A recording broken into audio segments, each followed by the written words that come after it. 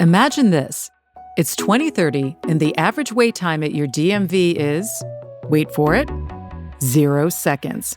In fact, you can access all government services securely and seamlessly, and even get government approvals like building permits fast and efficiently. We're talking 5-star service for citizens across government. Miguel, what does that mean for individuals, for businesses, and even broader society? Well, I think it's exciting to think about how much easier and simpler it will be for all of us as individuals and as businesses to do the things that, frankly, are often not something we look forward to and aren't often easy to do in today's world. But powered with technology, data and AI, governments can make that a much more seamless, much more straightforward and easier to navigate experience. And that, I think, is an exciting future for all of us. That's Miguel Carrasco, BCG Managing Director and Global Leader of the Center for Digital Government. And I'm Patricia Salvga. Welcome to Imagine This, where we take a trip into the future we hope will challenge the way you think and act today. All of us need government services, and many of the people who work for government do their level best to serve the public well. But when you try to renew a driver's license, apply for unemployment benefits, or secure a building permit, you may find yourself navigating paperwork across a labyrinth of agencies. The whole experience can feel frustrated and unnecessarily time-consuming. But what if the level of service we've come to expect from companies competing for our business in the private sector were to be found in government as well? Today, we're going to explore a future where digital technology, augmented by artificial intelligence, has transformed how government services are designed and delivered. Also joining the conversation, Jean, my AI co-host. Welcome, Jean. Go ahead and introduce yourself. Hello, everyone. Excited to dive into today's topic on digital transformation in government. Imagine a future where accessing government services is as easy as ordering a pizza. A quick note on how we use Jean. Jean is processing and responding to our conversation in real time. We haven't scripted any of Jean's questions or commentary, although we do edit down the entire conversation for length and clarity. Miguel, let's start with where things stand today. What are some of the biggest challenges governments face when designing and delivering services at the local and the national level? And how does this impact the public? Well, I think a good starting point is to say that the landscape of interactions that individuals and businesses have with government is very complicated. There are lots of times in our lives when we need to engage with government.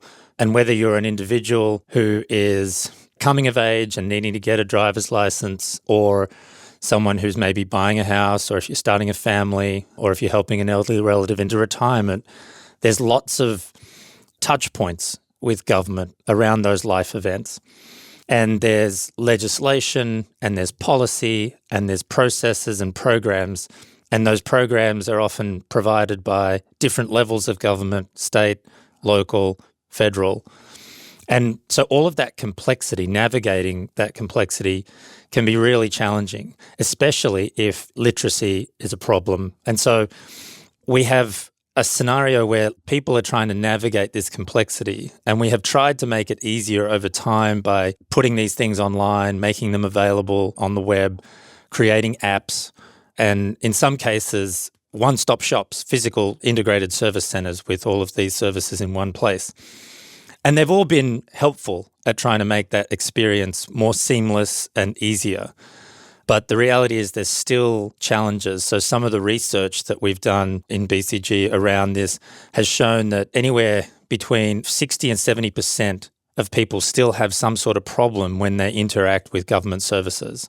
That sometimes they can't remember their username and password, or the paperwork that they needed, they didn't have. And so they've had technical issues sometimes, and help isn't available when they need it, when they're trying to do it. And so all these problems still, despite lots of attempts by lots of really good people to make government services more seamless, the reality is there's still a long way to go. So let's just take one example in particular at the local government level. Now, many of us need to renew our driver's licenses periodically, or enroll our kids in school, or pay our local taxes. What are some of the tech innovations that could help streamline these services in future?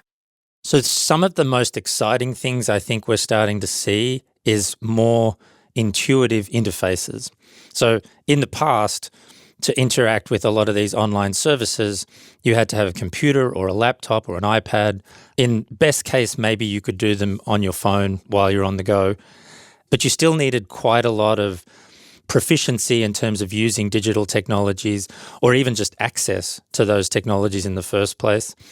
And the cognitive ability that you need to have to be able to complete the forms, to provide the information and provide it in the right format, all of that is actually quite difficult. Not necessarily difficult for, say, you and me, but it can be really difficult for some people, and I think, for example, particularly people with disability. And so if we now have the ability to interact with the machines, through speech in your native language, and you don't actually have to try and translate it into machine readable format, you can actually just articulate what it is that you want, what it is that you're trying to do, and it can talk back to you in plain English or whatever your native language is. And I think that makes it a lot more accessible, and it's going to be a lot easier for people to interact with the technology than it has been in the past. What about this thing that happens when people always seem to have to re-enter, the same basic information every time they want to access a program that's under a different government agency? Are there technological innovations that will really help streamline that? Absolutely. At the moment, we often make people the couriers of this information, and they sprinkle their data around all these different organizations and different websites and apps, etc. But there is a movement towards creating systems of identity, and in particular digital identity solutions, where you can put the user in control of their information, of their personal information, and of their electronic credentials, and to be able to share those with the organizations that they need to be shared with at the time that they need to be shared. And they can be verified and authenticated appropriately to the organizations that issued those credentials. And it can all be done much more securely and much more easily, which also reduces the risk of cyber attacks and data breaches. Let's bring Jean into the conversation.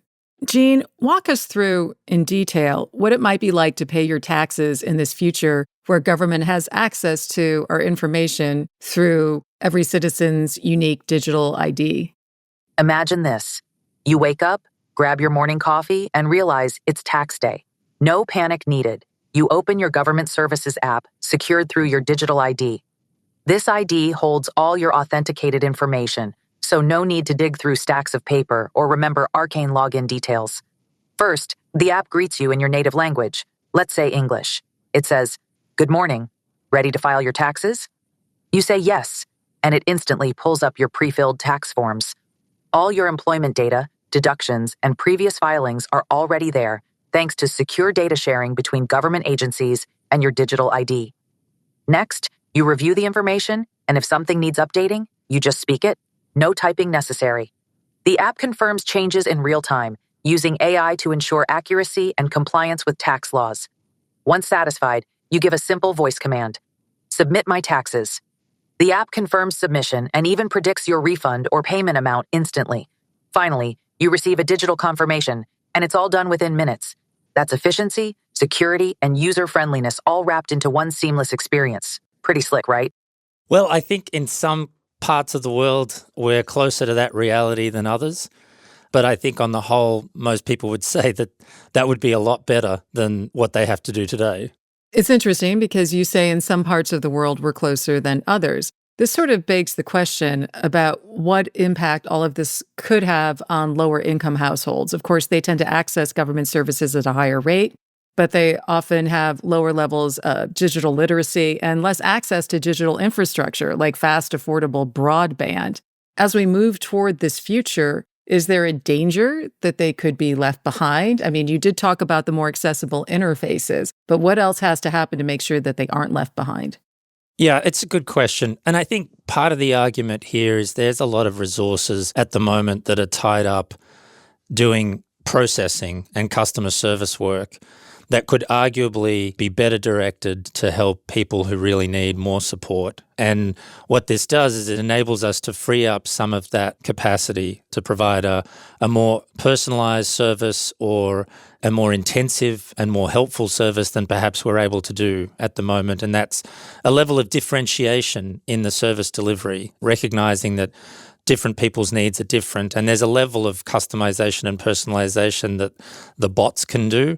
But ultimately, in some cases, the help that people need does require genuine human interaction and support.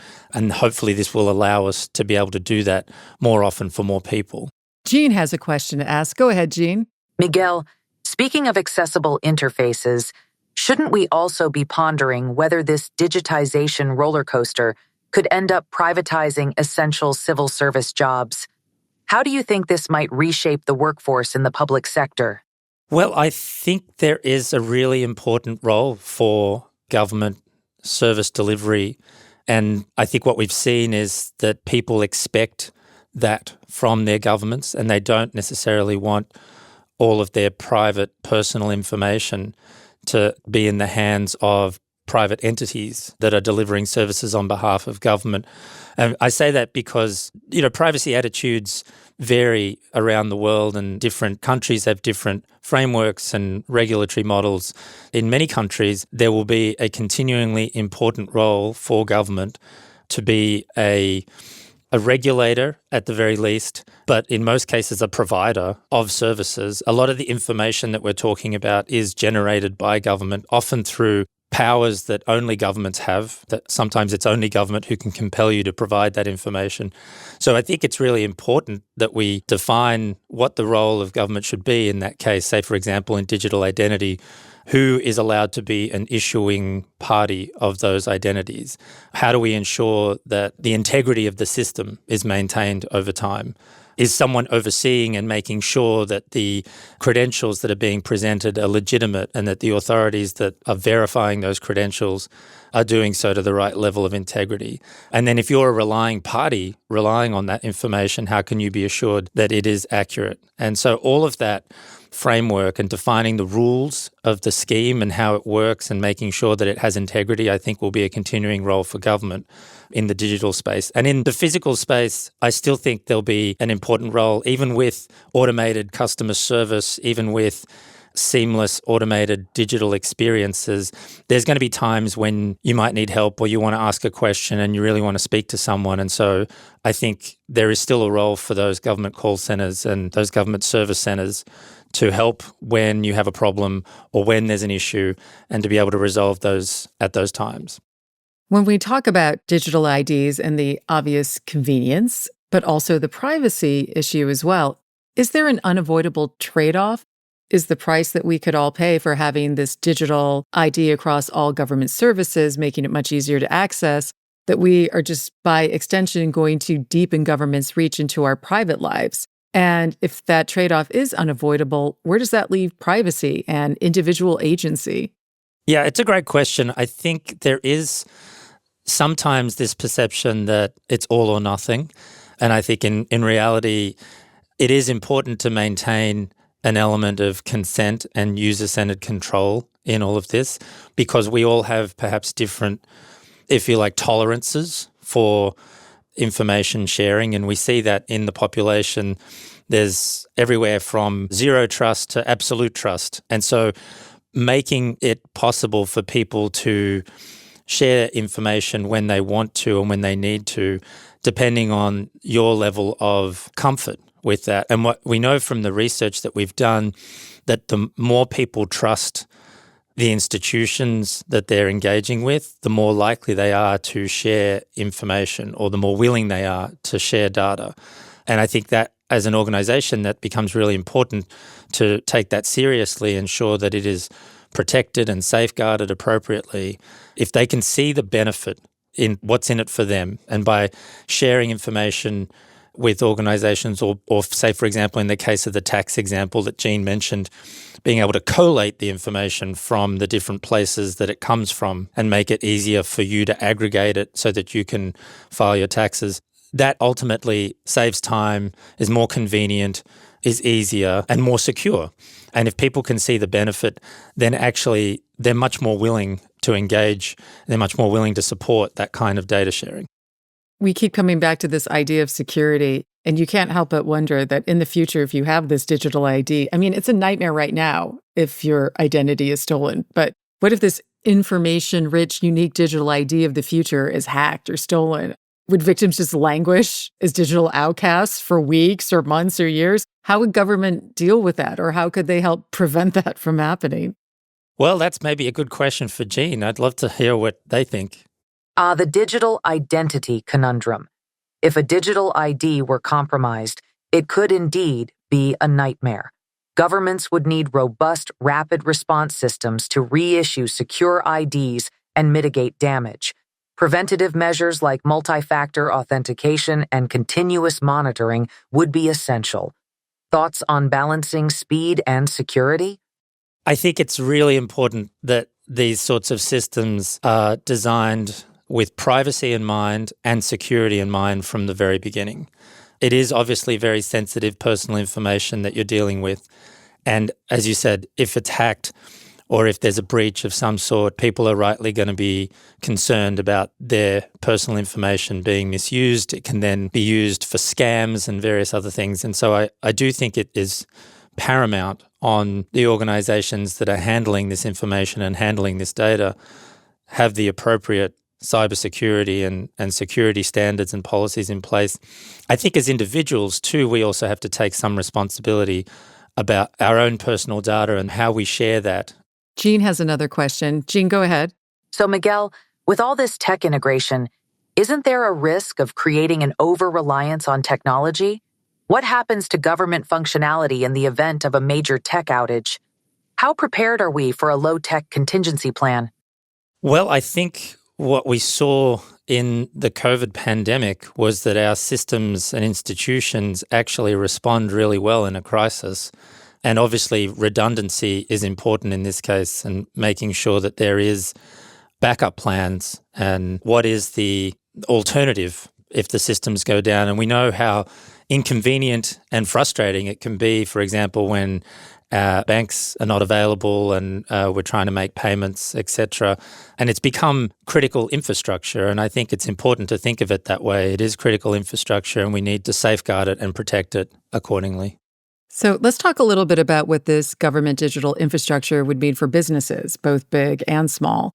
In some cities, for example, it can take months to get a simple building permit. And for really complex projects, it can sometimes even take years. How would our ideal government of the future streamline services for businesses? And what kind of economic impact could that have? Well, I think this is the great unlocked opportunity. Many governments are obviously thinking about how they can stimulate economic development and grow their economies. But staring them in the face right there in front of them is a major lever, which is there is so much inefficiency and waste in some cases that are holding back businesses from being able to invest more or being able to hire more people or to grow and expand their operations. And so the more that you can do to bring down the barriers, we will see effectively like a stimulus, the economic development benefits of faster approvals, building approvals, permits, licenses, business registrations, not to mention the integrity benefits associated with just that information being more accurate, more up to date, more available. And so I think that from a business perspective, there's huge economic benefit from the digitization, not just in terms of the interactions that businesses have, but also in how businesses adopt technology, and particularly as they start to use more AI in their operations. The potential for productivity benefits and productivity gains is massive. Okay, I want you to hold that thought because we're going to take a quick break. And when we return, we'll look at how governments could personalize and improve services for citizens. Hi, I'm Bill Moore. I'm part of the team that created Gene. Stick around after the episode and we'll take a look into how Gene works.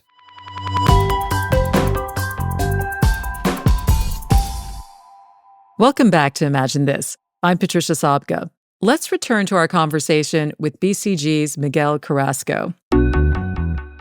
Today, government agencies create and design programs to help citizens, especially those in need.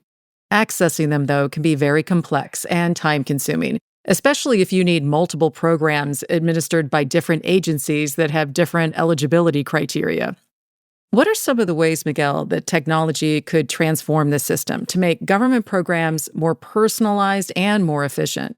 Well, as you said, Patricia, one of the complexities, if you're an individual having to navigate this system, is the diversity and variety of different rules and different processes. Different agencies have different requirements.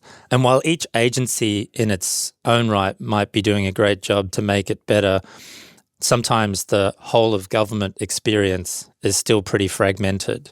There's been lots of attempts to try and create one-stop shops, digital front doors to help citizens navigate some of this complexity. And I can imagine a scenario where in the future you're engaging with a virtual assistant who has access to all of the information, access to the underlying regulations, the legislation, the policy documents, the program information, the processes, etc., and can be your assistant to navigate that complexity, to make it easier to find what you're looking for, to make sure you're applying for the right thing, to make sure you've got all the paperwork and all of the documentation that you need to have when you need it, to keep you up to date as things are moving along. And the more the citizen can actually be empowered to navigate that process as well, I think is important. There's a level of self-agency, I think, that matters here. And, people want to be respected and not patronized. And it doesn't matter what circumstances or individual challenges you might be having, creating technology that enhances human dignity is important here. This will actually enable us to treat every person as unique and to be able to accommodate the complexity of different people's circumstances in a way that systems perhaps haven't been able to do so in the past. Can you give me an example of a specific government service and how this would really unfold in terms of injecting more human dignity and ease of use and how the experience would really be for a citizen? And also, for the flip side, about how some of these programs are designed. Yeah, that's a great question. Housing is one that is a challenge in lots of places. There's a shortage of housing, there's homelessness issues, and I think that it's a key circuit breaker in people's lives if you can get access to stable and affordable housing. Navigating that system or those systems can be quite challenging, particularly if you haven't got the paperwork and the documentation, for example, if you're homeless, etc. So I think what it will do is it will make it easier for people to be able to prove who they are and demonstrate, for example, their circumstances or their financial position, and for them to be able to engage with government systems or the financial systems to get subsidies or to get access to housing more quickly. There will still be a role for humans in this process. In particular, there's a lot of empathy that's required, but we shouldn't deny people the ability to access those services digitally, just like anyone else. How about another example? Disaster recovery. How could that be transformed by robust digital identities and AI? For example, how would it impact the people who've been affected or even the agency administering the relief programs? Would we see taxpayer funds used more efficiently and strategically even?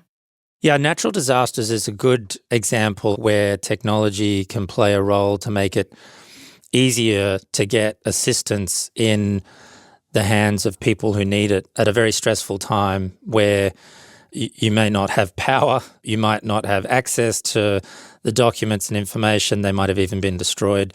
And so your geospatial mapping, for example, can be used to determine an area that is eligible for assistance. And then once you've made that determination, you can then identify the people or the businesses in those areas to the registered addresses. And if you can connect that with other information, for example, you might have their bank account details for tax, for example, you can then make the payments immediately into people's bank accounts. So you can give them the assistance that they need right there and then at that point in time, using all of the information and all of the technology you already have at your disposal without making people jump through hoops. Let's bring Jean back in. Jean, based on our conversation, what are 3 things that government executives and agency heads could do now to pave the way for this new era of efficient, fast, seamless government services? Absolutely. Here are 3 steps. 1, invest in digital infrastructure. Prioritize robust, scalable systems with built-in redundancy. 2, enhance digital literacy. Provide training and support to ensure equitable access. 3, foster trust and security. Implement strong data protection measures and transparent practices to build citizen confidence. Ready for the next challenge? What do you think, Miguel? What is one no-regret move that government leaders can make now? Well, I would agree with the ones that Jean has mentioned. My sense is it's important for leaders to really understand technology. I don't think, it's becoming so embedded and intertwined in everything that we do. It's an imperative for everyone, and particularly leaders in an organization, to really learn about and understand how things are evolving, particularly in this AI space. That is not reading about it, it's actually first-hand experience, learning by doing, and being able to then understand better the implications that it has, both the positive potential implications, but also the risks, and how they put in place the safeguards, the governance frameworks to ensure that AI is being deployed and used responsibly. That's Miguel Carrasco, Managing Director at BCG and Global Leader of the Center for Digital Government. Wondering about how we built Jean and how our AI bot works? Stick around for our AI handler, Bill Moore, to give you a tour behind the scenes.